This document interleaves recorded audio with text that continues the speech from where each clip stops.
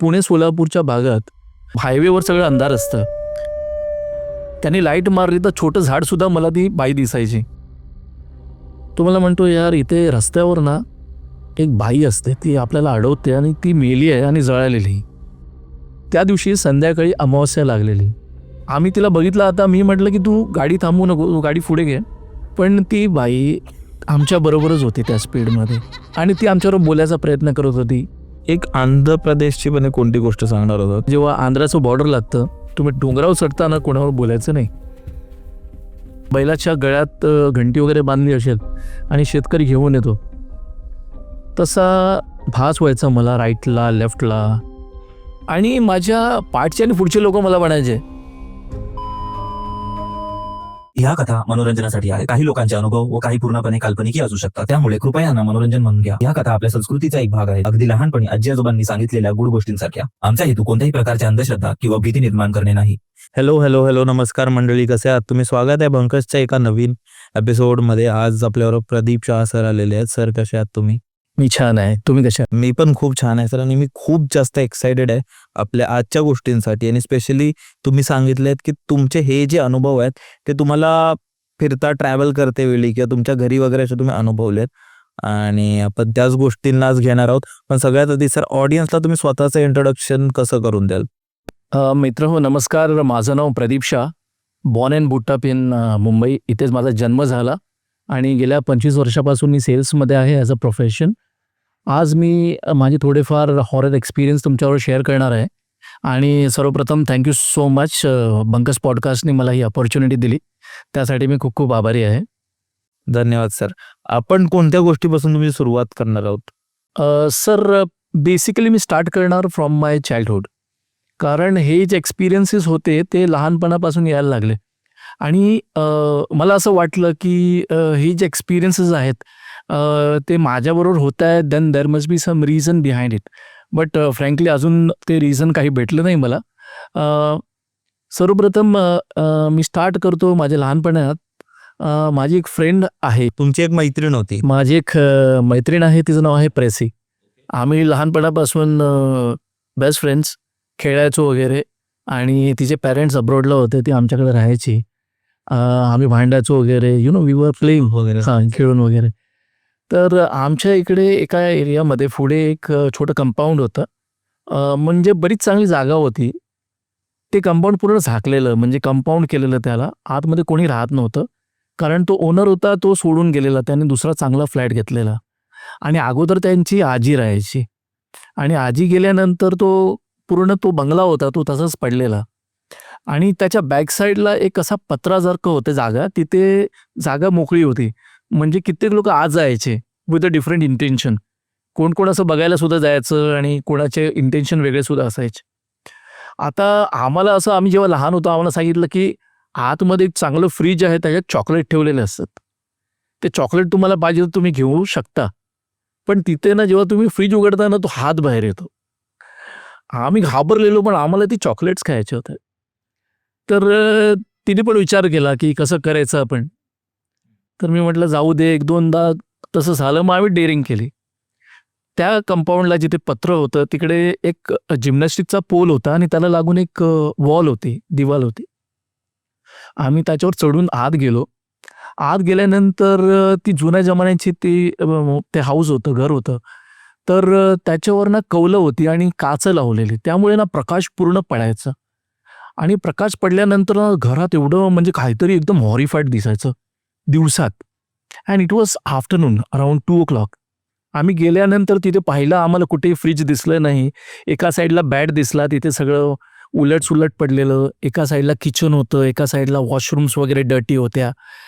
पण तिथे पुढे गेल्यानंतर अंधारात कोपऱ्यात एक फ्रीज दिसला आम्हाला. फ्रीजच्या इकडे गेल्यानंतर मला असं वाटलं की आता फ्रीज खोलायचं, पण भीती होती, कारण सगळे सांगायचे जर तुम्ही फ्रीज उघडलं चॉकलेट मिळणार, पण हात सुद्धा बाहेर येईल. डेअरिंग करून मी ते फ्रीज उघडलं आणि खरोखर त्याच्यातून 2 हात बाहेर आले आणि आम्ही पळालो. ॲक्च्युली ते हँडग्लोव्ज होते, पण त्यावेळी आम्हाला ते कन्फ्युजन झालं आणि आम्ही एवढे घाबरलो. आणि प्रेसी वॉज हायली डिस्टर्ब. आणि मी घाबरलो की मला काही झालं तर चालेल, पण ही माझ्याहून छोटी होती. तर मला ती फिलिंग होती की ती व्यवस्थित राहायला पाहिजे. त्यामुळे मी तिला खेचत घेऊन गेलो वर आणि आम्हाला दोघांना खूप हे लागलं. पण त्यावेळी एक वस्तू खूप विचित्र होती, की त्या बिल्डिंगमध्ये म्हणजे त्या कंपाऊंडमध्ये, त्या बंगलोमध्ये कोणी नव्हतं. पण आवाज एका म्हातारीचा येत होता आणि ती पण डिफरंट भाषेमध्ये. ती भाषा न गुजराती होती, न मराठी, न हिंदी, न इंग्लिश. मी ट्राय करत होतो की भाषा कुठली आहे. नंतर मला रेकग्नाइज झालं की ही सिंधी भाषा आहे. सिंधी भाषा म्हणजे ती आजी होती, ती सिंधी होती, ती सिंधी फॅमिली आहे. तर त्यावेळी मला असं वाटलं की there is something very mysterious. आणि ते खरोखर हॉरिफाईड होतं. तो आवाज मी सुद्धा ऐकला, तिने सुद्धा ऐकला आणि मी तिला घाबरून खरपटत बाहेर घेऊन आलो आणि माझा हात फाटलेला, थोडं रक्तबंबाळ झालेलं. तिला सुद्धा लागलेलं, पण तिला लोकांनी हळद वगैरे लावलं आणि मला उपचार वगैरे केले. आणि नंतर आम्हाला विचारलं, तर आम्ही सांगितलं की सगळ्यांनी सांगितलं की आम्हाला चॉकलेट मिळते, पण फ्रीज उघडलं की हात येतो, पण आम्ही डेअरिंग करून गेलो. आता आम्ही छोटे होतो, तर लोकांनी काय केलं, नंतर त्या ओनरला कंप्लेंट केली आणि तो एरिया पूर्ण झाकून ठेवला. आता त्या कंपाऊंड नाही आहे, तिथे एक मोठी मल्टी स्टोरर बिल्डिंग आहे. आता तिथे तसं काही नाही. पण जेव्हाही आम्ही तिथे बघतो, तर आम्हाला त्या लहानपणाची आठवण येते. So this was the childhood experience जे माझ्या लाईफमध्ये मला स्टार्ट झालं. आणि त्यावेळी तुम्ही किती वर्षाचे होतात? I should be around 7.5. म्हणजे खूप लहानपण. खूप लहानपणी. येस.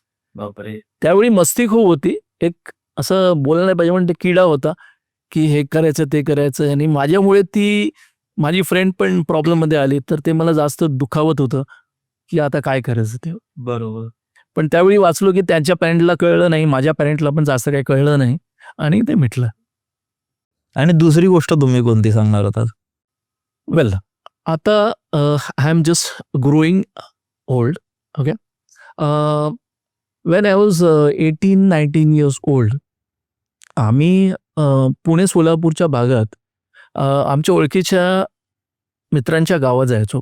तिथे एक चांगलं देवाचं मठसुद्धा आहे एका गुरूंचं. तिथे आम्ही राहायचो. उन्हाळ्यात जायचो आणि थंडीतसुद्धा जायचो. तिथे गेल्यानंतर माझे थोडेफार मित्र झालेले लहानपणापासून. त्याच्याबरोबर बॉन्डिंग खूप छान झालेली. ती लोकं त्या मंदिराच्या बाहेर राहायची. म्हणजे ती लोकं तिकडचे लोकल्स होते. तर त्यांची माझी मैत्री झाली.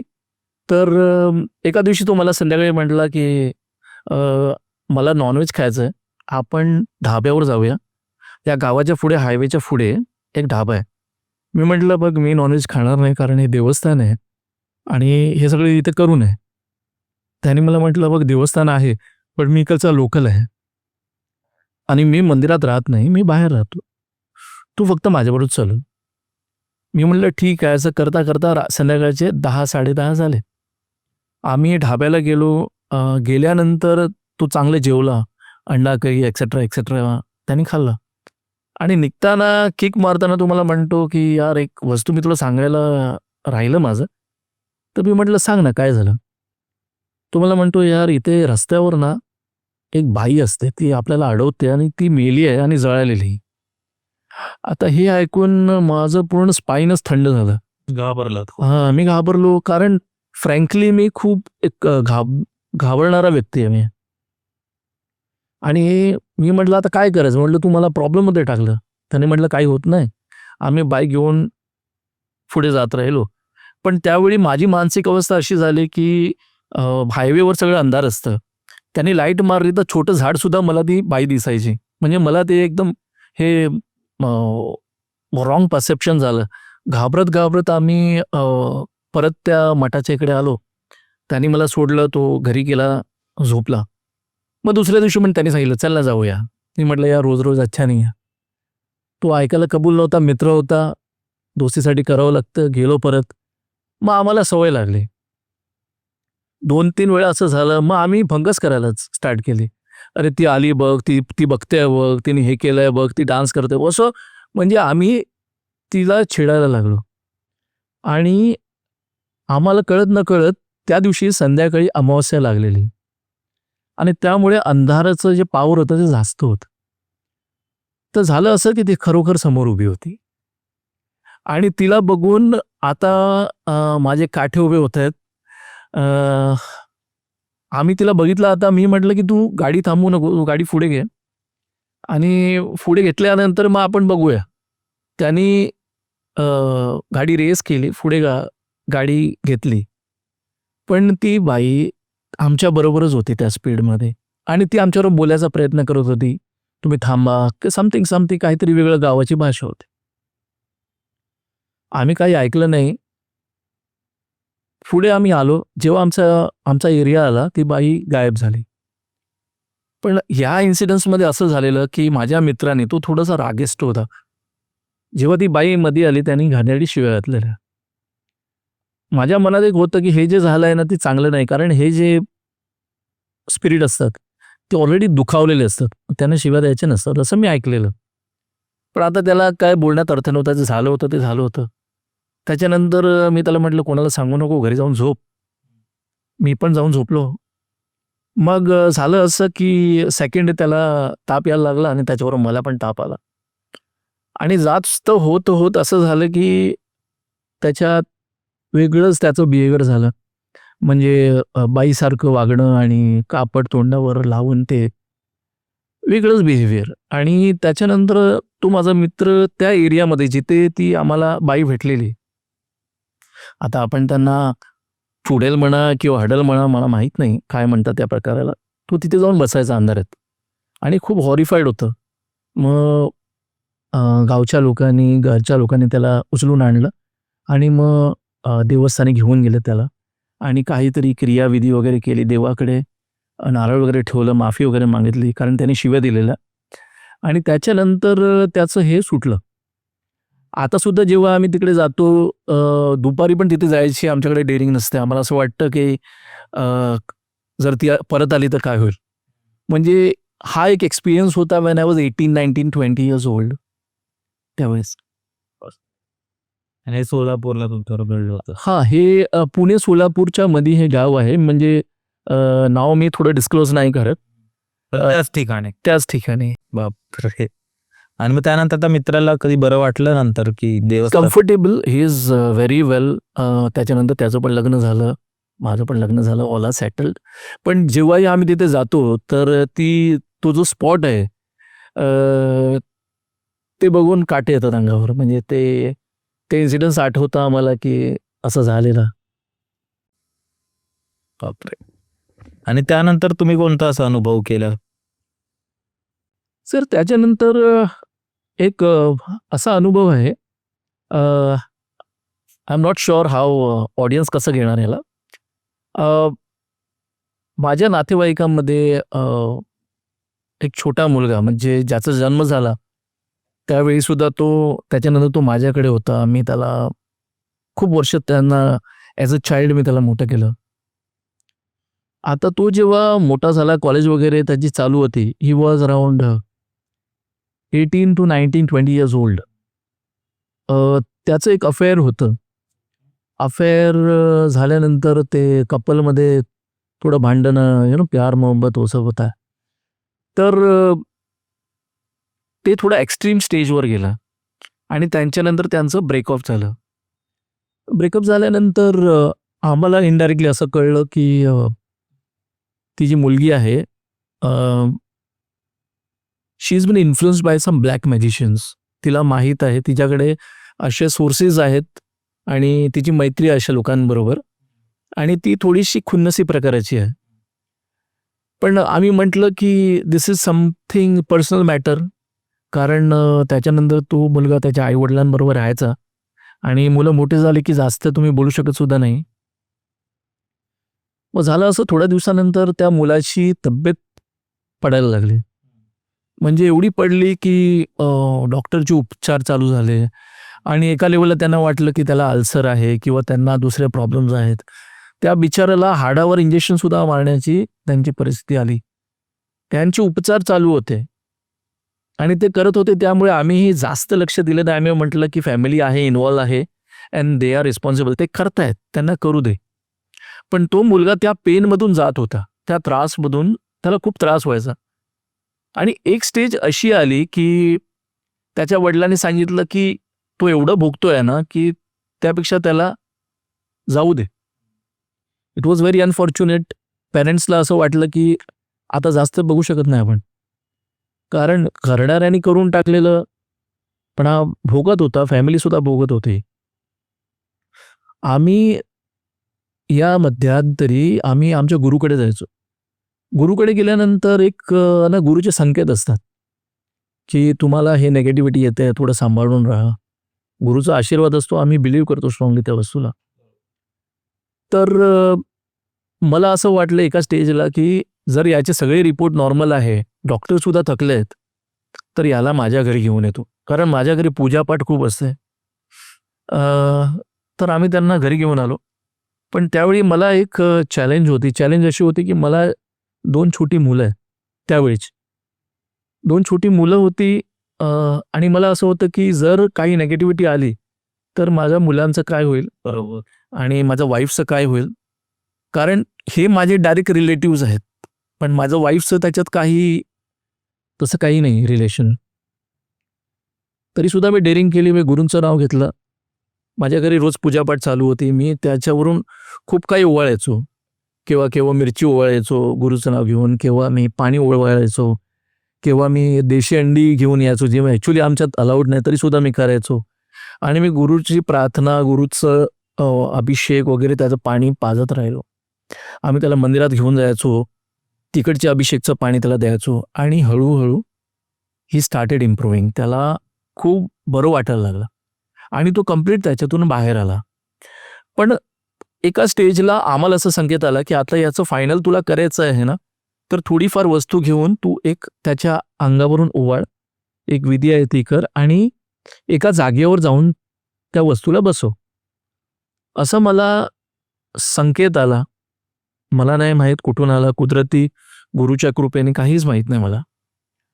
मी ती वस्तू घेऊन त्याच्यावरून ओवाळली आणि तिथे ठेवली. मी त्याला सांगितलं, की काहीही झालं ना, की तू आता तिकडे जायचं नाही त्या प्लॉटवर. मी त्याला प्लॉटचा डिमार्केशन सुद्धा करून दिला, की एवढा एरिया जाऊ नको आणि झालंच तर तू एरिया सोड 10 किलोमीटर लांब जाऊन राहा. पण जसं त्याला बरं व्हायला लागलं, त्याची फ्रेंडशिप परत वाढायला लागली आणि तो मित्रांना सोडायला तयार नव्हता आणि आई-वडील मुलाच्या लाडामध्ये हेल्पलेस झालेले. मग झालं असं, की everything was fine. He started working for multinational. खूपच चांगलं व्हायला लागलं. एक विचित्र इन्सिडेंट घडला. त्याला ट्रेनिंगसाठी पुण्याला बोलवण्यात आलं आणि त्यावेळी इन्स्टावर त्याची एक फ्रेंडशिप झाली एक मुलीबरोबर. शी इज फ्रॉम वेस्ट बेंगॉल आणि फ्रेंडशिप होता आता जेव्हा गणपती होते, त्यांच्या घरी सुद्धा 11 दिवसाचे गणपती येतात. कारण हे सगळं झाल्यानंतर त्यांनी खूप काही देवाची पूजा स्टार्ट केली आणि खरं म्हणजे त्यांच्या कृपेने सगळं त्यांचं आता व्यवस्थित आहे. तर जेव्हा गणपतीत तिला बोलवण्यात आलं, ती आली सुद्धा तिकडे, ती राहिली सुद्धा 2 दिवस. पण गणपतीमध्ये कसं असतं, की सकाळी पूजा होते ना संध्याकाळी म्हणजे आरतीची सुखकर्ता वगैरे आपण तर मी सकाळी ऑफिसला होतो. तर माझी मिसेस गेली तिकडे, तिने आरती करत होती. त्या मुलीच्या हातात आरतीची ताट होती आणि माझ्या वाईफनी पाहिलं, की तिचे डोळे बंद केलेले तिने आणि तिचे पाय लिटरली ना असे मोठे झाले लांब. तर माझी वाईफ घाबरली कारण this was something very abnormal and she is very practical, very qualified lady. म्हणजे असं काय होणं ती सुद्धा बिलीव्ह नाही करत. ती माझ्यापेक्षा जास्त प्रॅक्टिकल आहे. तर मग तिने काही म्हटलं नाही. सेकंड डेला जेव्हा संध्याकाळी मी आरती घेतली, त्याच्यानंतर त्या मुलीच्या हातात दिली. परत तिचे डोळे बंद होते आणि तिचे पाय मी स्वतः एकदम लांब पाहिले, like an animal. And it was for the span of 7 to 10 second. 7 ते 10 सेकंडसाठी मला हे दिसलं आणि मी हा अनुभव केला आणि परत ते बरोबर झाले. 2-3 दिवस मी विचार करतोय काय आहे, मी काय कोणाबरोबर शेअर करूया. नंतर मी माझ्या वाईफला सांगितलं, की असं झालं माझ्याबरोबर अँड शी वॉज शॉक. तिने मला म्हटलं, की मी घाबरत होती बोलायला, माझ्याबरोबर सेमच झाले.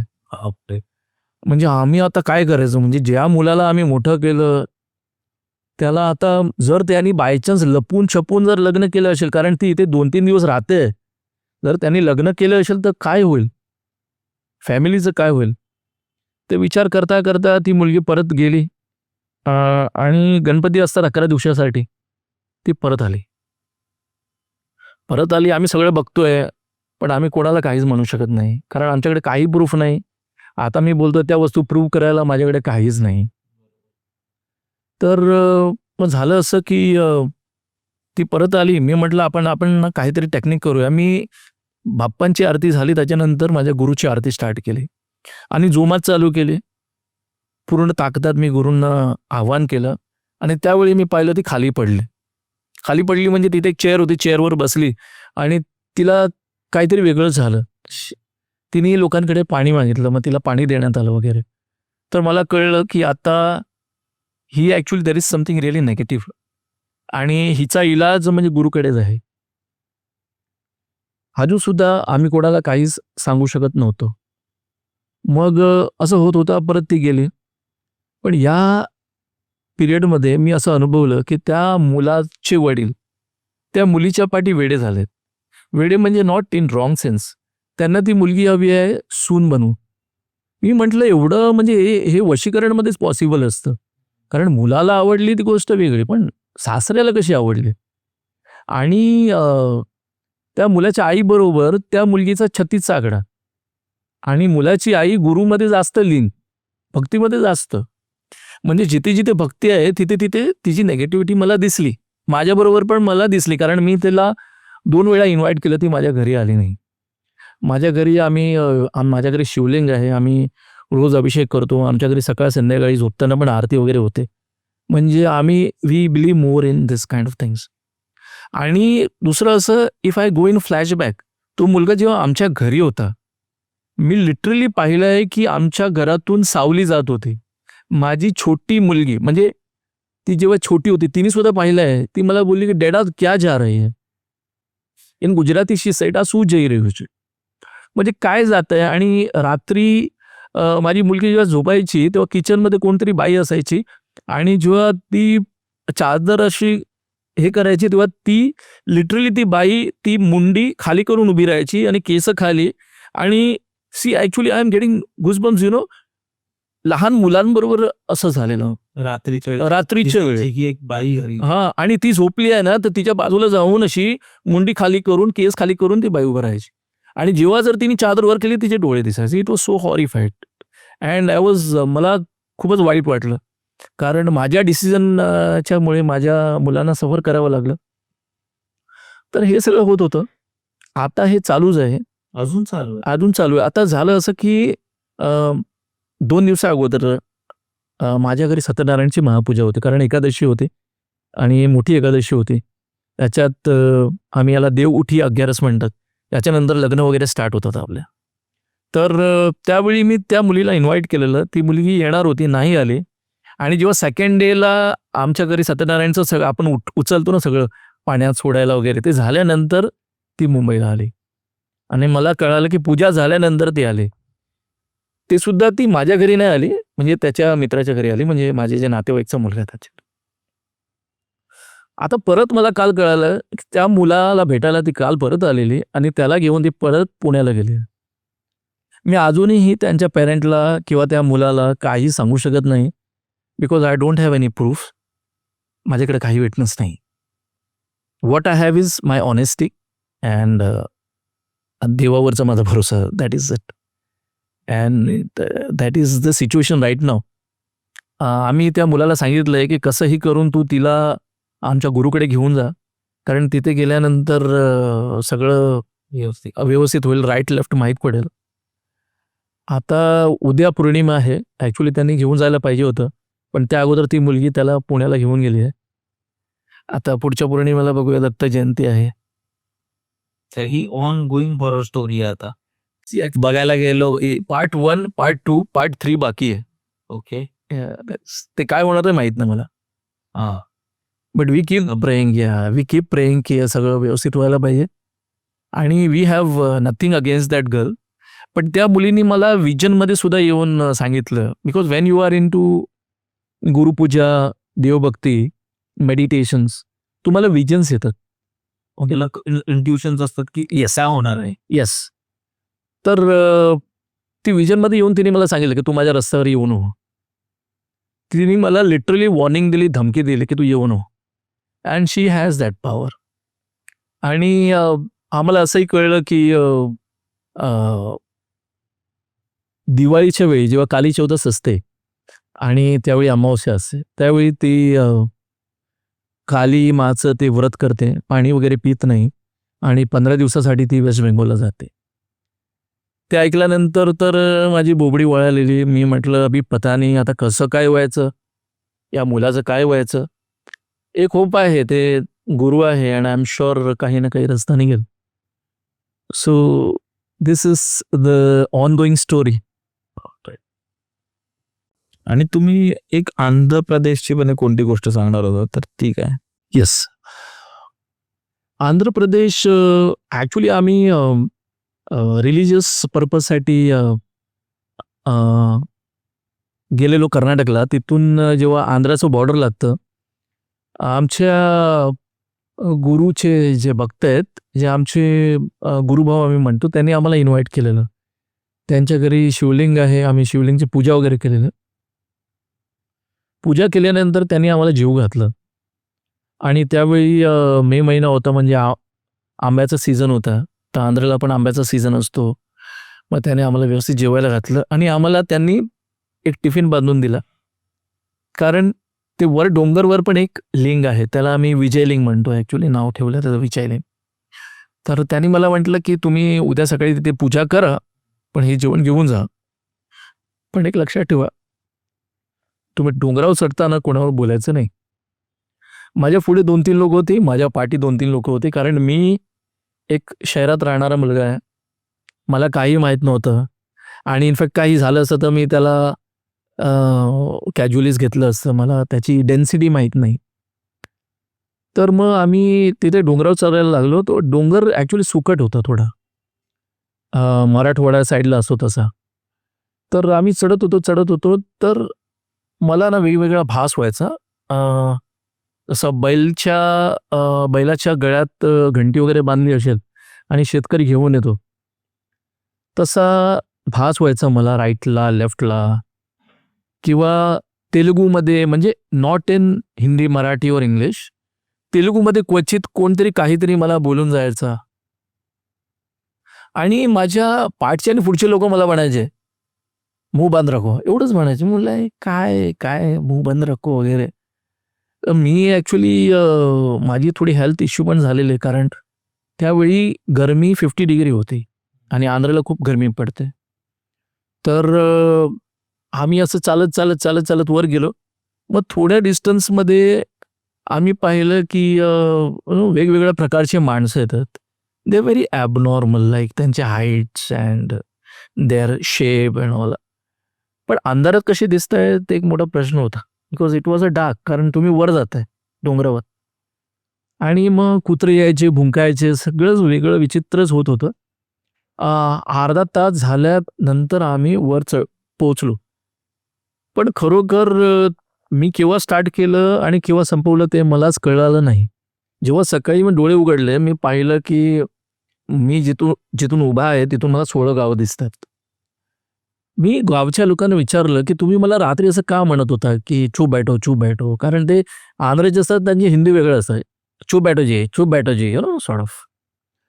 तर ते म्हणलं की ते सगळे होते ना, ते प्रेत होते आणि तुझ्या हातात होता टिफिन आणि आम्ही बोलायला विसरलो की टिफिन घ्यायचं नाही आणि तुला काय माहीत नाही. आणि त्यामुळे जेव्हा आम्हाला कळलं की तुझ्या हातात टिफिन आहे, आम्ही काही रिॲक्ट केलं नाही. रात्री आम्ही तो टिफिन बाहेर ठेवला आणि तुला आत घेतलं आणि आम्ही झोपले. तर काही नाही, नॉर्मल आहे. पण मला त्याच्यानंतर ना थोडंसं वेगळंच व्हायला लागलं. म्हणजे तिथे शिवलिंग होतं, त्यामुळे मला एवढं काही हे नाही वाटलं, पण भीती वाटायला लागली ऑटोमॅटिकली. आणि ते झाल्यानंतर आम्ही जेव्हा गुरुच्या चरणी गेलो, तिथे त्यांनी आम्हाला सांगितलेलं की एवढे मंदिर तुम्ही कव्हर करा. मग everything was normal. It's a very mild incidence, कारण ती गावकरी होती माझ्याबरोबर. जर गावकरी नसती तर आय डोंट माहिती नाही काय झालं. काय झालं. त्याच्या व्यतिरिक्त तुमच्याकडे अशी कोणती गुजरातची स्टोरी आहे का, की असे असतात ना फोकलोर असतात जे तिथे असतात? See I will share with माझ्या आई सांगायची मला. त्यांचं माझ्या आईचं नाही, माझ्या आजीचं बाळपण जे होतं, लहानपण गुजरातला गेलं. There is a place called as Dahod.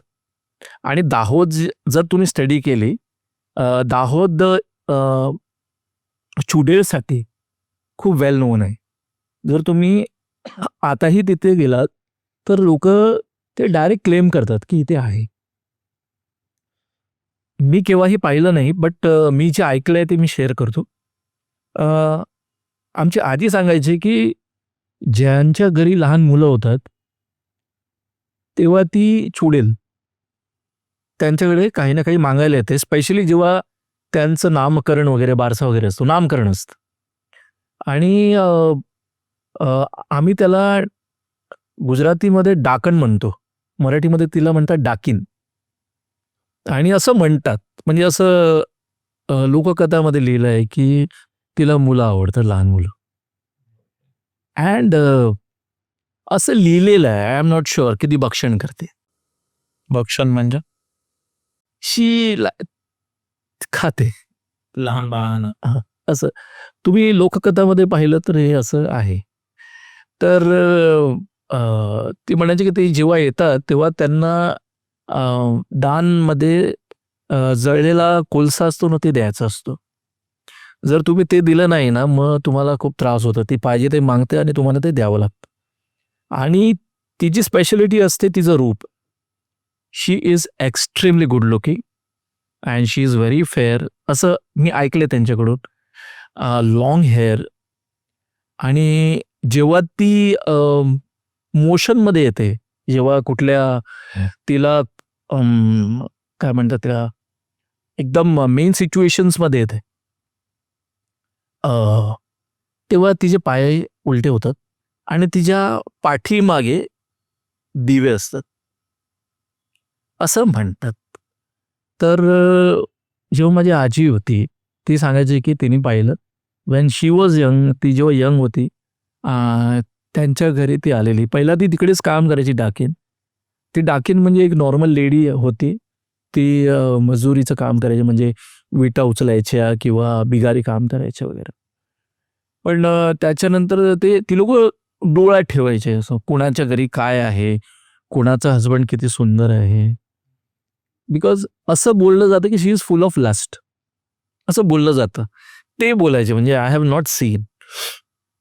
तर त्यांच्या घरी सुद्धा आली आणि ती मला काहीतरी द्या बोलायला आली. तुमच्याकडे एवढा मोठा प्रोग्राम आहे. आणि तिचं लक्ष आतमध्ये होतं की आतमध्ये कुठे बाळ दिसतंय का, कारण एकदा बाळ दिसलं की थोडी स्टोरी वेगळी असती. पण गावची लोक, स्पेशली जे जुने म्हातारे होते, ते स्मार्ट असतात. त्यांनी पूर्ण तयारी ठेवलेली. त्यांना माहीत होतं की काही ना काही असं घडेल. तर त्या लोकांनी ते कोळसे तिच्या हातात दिले. अँड असं म्हणतात की कोळसे दिल्यानंतर ती पळून जात आणि ती गावातून निघून गेली. पण गुजरातमध्ये असे खूप काही किस्से असतात.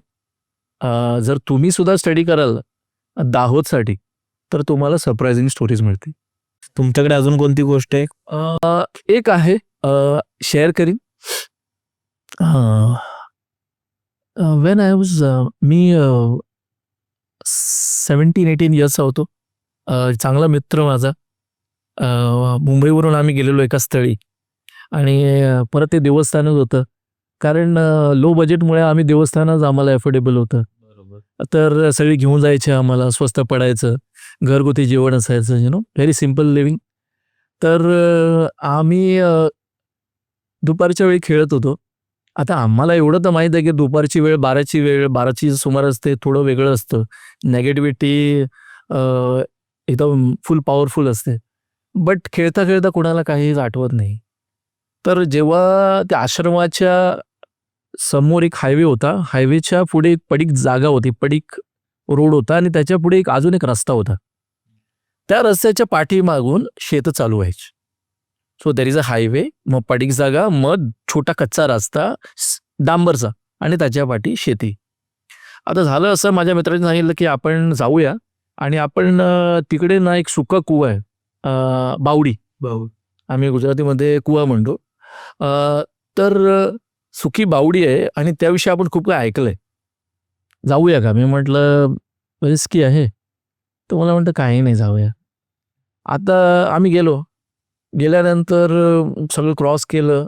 आम्ही त्या शेतात गेलो आणि सरप्रायझिंगली आम्हाला तिकडे चांगल्या प्रकारचे कांदे म्हणजे एक्सपोर्ट क्वालिटीचे कांद्याचे ढिगाचे ढिगं दिसले.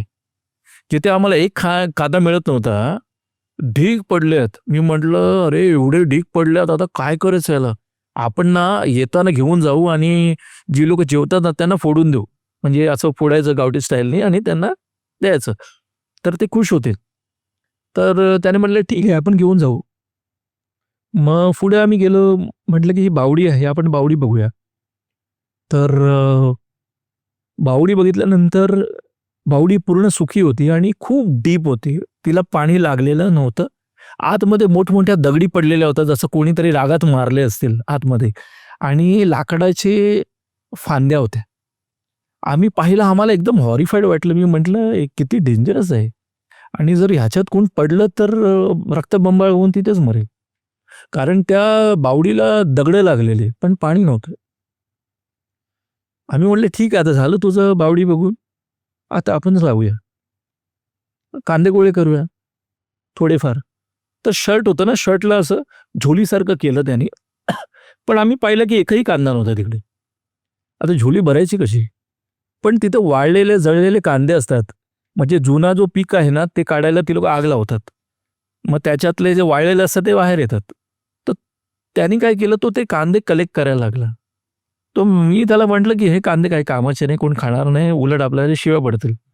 पण तो काही ऐकत नव्हता आणि तो कलेक्टच करत होता. त्याचं बिहेवियर वॉज व्हेरी अबनॉर्मल. विचित्र वागत होतं, म्हणजे जसं की त्याला डायमंड मिळतायत आणि तो फटाफट जमा करतोय आणि घाणेरड्या छोट्या काकड्या आणि ते कांदे वगैरे घेतोय. आता मला ना देवाच्या कृपेने मला वाटलं काहीतरी वेगळं आहे. मी त्याला कॉलरमध्ये असं पकडलं, मित्र आहे माझा. त्याची झोली होती, त्याच्यावर हात मारला आणि लिटरली ते थोडेफार ते घाणेरडे कांदे होते वाळलेले, ते खाली पडले. मी त्याला घेऊन त्या शेताच्या बाहेर आलो. मग परत त्या कच्च्या रोडवरून मी मेन हायवेवर येऊन त्याला आश्रममध्ये घेऊन गेलो. तो माझ्यावर रागावला, "अरे का तू मला कलेक्ट करू दिलं नाही?" मी त्याला म्हटलं, की "वेड्या, ते सगळे खराब कांदे होते आणि 12च्या सुमारास होती आणि हे काहीतरी वेगळं होतं." त्याने मला म्हटलं, "काय होतं?" मी म्हटलं, "ह्याला म्हणतात छलावा." तर तो काहीतरी वेगळं दाखवतो आणि काही वेगळंच असतं. हे लाईव्ह एक्सपिरियन्स होते माझ्या लाईफमध्ये जेव्हा मी पाहिलं अँड इट वॉज व्हेरी हॉरिफाईड. म्हणजे दिवसात ढवळ्या 12 वाजता तुम्हाला असं होतंय. की तुम्हाला असं वेड लागतंय कोणत्या गोष्टीचं, काहीतरी म्हणजे तुम्ही त्याच्या पाठी ते तुम्हाला हिप्नोटाईज करतात, आकर्षित कर. आकर्षित करतात. म्हणजे सगळ्यांना असं होत नाही. कोणाचं म्हणजे सगळ्यांचे जीन्स वेगळे असतात, त्यांचं विल पॉवर वेगळं असतं. It depend. पण खतरनाक होता त्यावेळी.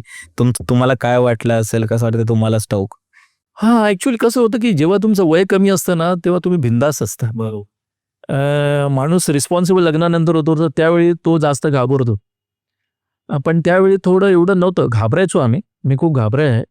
पण एवढं नव्हतंच. सर, अजून एक स्टोरी आहे माझ्या लाईफमध्ये. And it's a fact. माझा एक मित्र होता लहानपणापासून, खूपच जिवलग. आम्ही लहानपणी बरोबर खेळायचो, शाळेत गेलो वगैरे. पण एका स्टेजानंतर जेव्हा करिअर येतं, सगळ्यांचे रस्ते वेगवेगळे होतात. त्याच्यानंतर खूप मोठा गॅप आला. आम्ही खूप कमी भेटायचो आणि अचानक मला अशी खबर आली, की त्यांनी आय वॉज व्हेरी अपसेट. मी म्हटलं, "काय झालं या व्यक्तीला?" त्याचं असं झाल्यानंतर आम्ही जे 4-5 जुने मित्र होतो, आम्ही सगळे भेटलो आणि त्याची जी स्मशान यात्रा असते, आम्ही तिथे गेलो. आम्ही पाहिलं की त्याची डेड बॉडी आमच्या समोर होती आणि त्याचे डोळे स्लाईट ओपन होते. कुणाचे असतात म्हणजे हां, स्लाईट केव्हा असतात. बंद करणं विसरून जातो. हां, येस. स्लाईट ओपन होते, पण ते दिसत होतं. ते व्हाईट डोळे दिसत होते त्याचे. तर मी माझ्या मित्राला सांगितलं, बंकसमध्ये, "शिव्या घरात बघ, हा बघतोय आपल्याला." कारण आम्हाला राग होता त्याला 2 छोटी मुलं आहेत. व्हेरी यंग वाईफ आहे. असं नाही करायला पाहिजे. खूप दुःख होतं आम्हाला, खूप राग होता, खूप द्वेष होता. पण कोणावर काढणार. इनफॅक्ट आम्ही रडूसुद्धा नाही शकत होतो, कारण कोणाच्या समोर रडणार. मग आम्ही सगळे मित्र नंतर आम्ही भेटलो. इनफॅक्ट रडलो सुद्धा की हे नाही, असं नाही व्हायला पाहिजे. तर आम्हाला माहीतच नव्हतं त्याने का केलं. बरं ते झालं.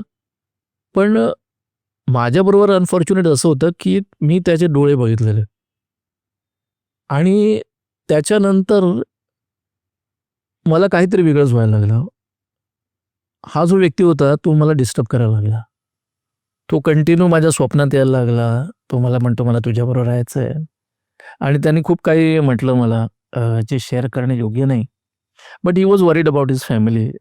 आणि माझ्यासाठी काही शक्य नव्हतं तिथं मदत करणं, कारण माझ्याकडे पण माझी एक फॅमिली आहे. आणि you know, when you are married तुम्हाला एक वेगळं बंधन असतं. तर असं होत होत असं झालं की हे वाढत चाललं म्हणजे मला असं वाटायचं मी जर कुठेही बाहेर गेलो तो माझ्याबरोबर आहे. फक्त घरात नाही यायचा तो, पण घराच्या बाहेर तो माझ्याबरोबर आहे. आणि कसं होतं की माझी टुरिंग असते, तर मी सकाळी 4:30, 5, 5:30ला निघतो. तर तो माझ्याबरोबर लिफ्टमध्ये असायचा असं मला लिटरली वाटायचं. ती हीट वाटायची, ती फील वाटायची. केव्हा केव्हा एकदम टेम्परेचर कमी होऊन जायचं आणि मी देवाचं नाव घेत राहायचो, बाबांचं नाव घेत राहायचो आणि खाली जेव्हा लिफ्ट उघडली की मला असं वाटायचं वाचलो. म्हणजे एवढी भीती होती. मग असं होतं होतं मी एकदा माझ्या सासरवाडीत गेलेलो अहमदाबादला. येताना मी रात्री ट्रेन पकडली, गुजरात मेल. खूप कम्फर्टेबल ट्रेन आहे. तिथे झोपलो. स्वप्नात आला आणि हा म्हणतो मला की तू लवकर ये, मला तुझ्याशिवाय करमत नाही, मी तुला सोडणार नाही. मी म्हटलं आता करायचं काय. आणि रात्री झोपल्यानंतर मला असं वाटायचं तो बाहेर उभा आहे, माझी वाट बघतोय. आणि आय वॉज व्हेरी डिस्टर्ब. मेरे को नींद नहीं आ रहा था. मी झोपू शकत नाही, मला झोपच येत नाही, मी काय करू. मग असं होत होत खूप दिवस झाले. मी माझ्या मिसेसला सांगितलं, बहिणीला सांगितलं. आता आपण त्यांना त्यांच्या फॅमिलीला सांगू शकत नाही, कारण ऑलरेडी त्यांच्या डोक्यावर एवढं दुःख आहे. परत आपण बोलून हे नाही करायला पाहिजे. तर मीही शोषत होतो. पण काय झालं की एकदा आम्ही मंदिरात गेलेलो, आमचे गुरु आलेले आणि तिथे त्याची बहीण सुद्धा आलेली. ती मला भेटली. आम्ही बोललो. मग मी तिला सांगितलं, बघ आपण सगळे लहानपणी एकाबरोबर खेळलोय, मला तुझ्याबरोबर काहीतरी शेअर करायचं आहे. तिने म्हटलं सांग. मी म्हटलं असं असं तुझा भाऊ मला त्रास देतोय. तिने मला म्हटलं हा मला पण त्रास देतोय. हा माझ्या घरी येऊन आमच्या घराच्या माळ्यावर फिरतोय. हा आम्हाला पण काय करायचं त्याला. मी म्हटलं काहीतरी तुम्ही करा ना, जे पण तुमचं रिच्युअल आहे ते तुम्ही फॉलो करा आणि त्याला शांत करा ना, त्या आत्म्याला शांती होऊ द्या, मोक्ष होऊ द्या. तर ती सांगत होती, थोडं रडत होती, अपसेट होती. मी म्हटलं एक काम कर, मी तर आता जातोय घरी, कारण मला दुसऱ्या दिवशी शाळा आहे मुलांची. तर मी ओला बुक केलेली. मी म्हटलं तू गुरुजींना भेट, कितीही वाजले तरी भेट आणि त्यांना हे सगळं सांग. मी ऑलरेडी गुरुजींना हे सांगितलेलं. त्यांनी मला म्हटलं काय होत नाही. तर मला थोडं धैर्य होतं की त्यांनी म्हटलं झालं. हिने जाऊन सुद्धा सांगितलं. रात्री 12 वाजले गुरुजी भेटताना तिला. आणि त्याच्यानंतर हा त्रास कमी झाला. आणि पण केव्हा केव्हा असं वाटतं की हा आला, याला आठवण आली. आय डोंट नो, म्हणजे ते का वाटतं मला. मी सायको झालोय, पण जर मी सायको झालोय तर बाकीची वस्तू पण मी ॲबनॉर्मल केली असते. I am working for a company, me all India operations करतोय. फक्त त्याच मित्राची जाणीव होते. फक्त त्याच मित्राची जाणीव होते मला. केव्हा केव्हा, आता खूप कमी होते. मध्यंतरी 2-3 महिन्या अगोदर मला झालेली. बट आय प्रे गॉड की त्याच्या आत्म्याला शांती व्हावं आणि त्याची फॅमिली खूप चांगली व्हावी, पुढे व्हावी. आय प्रे गॉड. पण धन्यवाद सर, तुम्ही आलात तिथे, तुमचे अनुभव सांगितलेत. आम्हाला खूप मजा आली, खूप धमाल आली आणि आय होप ऑडियन्सलाही ते आवडलं असतील. मित्रांनो, तुम्हाला कसं वाटलं हे नक्की कमेंट्समध्ये सांगा. तुम्ही सरांनाही फॉलो करू शकता. त्यांचे डिस्क्रिप्शनमध्ये सगळे सोशल मीडिया हँडल्स असतील. पण पॉडकास्ट कशा वाटल्या, गोष्टी कसल्या वाटल्या हे कमेंटमध्ये तुम्ही सांगा. आणि जर तुमच्याकडे अशा कोणत्या गोष्टी असतील तर डिस्क्रिप्शनमध्ये गुगल फॉर्म आहे, तो नक्की भरा.